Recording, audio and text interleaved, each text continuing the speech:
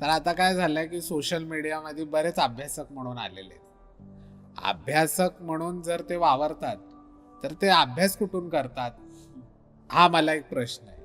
आतापर्यंत मी तुमच्या पॉडकास्टवरती जे काय बोललेलो आहे याचे एव्हिडन्स मी तुम्हाला दाखवू शकतो. काही लोक म्हणतात की या देवाचं या देवाशी कनेक्शन आहे. असं काही नसतं.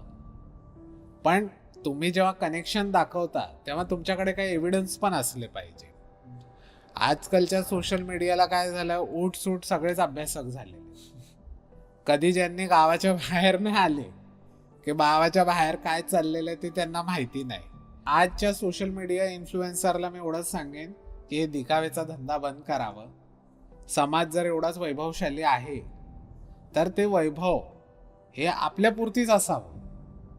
ते कोणाला दाखवून काहीच उपयोग होणार नाहीये.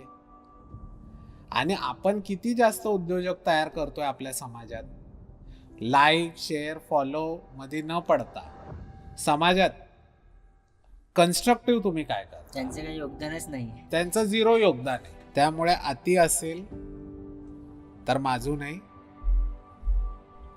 आणि कमी असेल तर लाजू नये.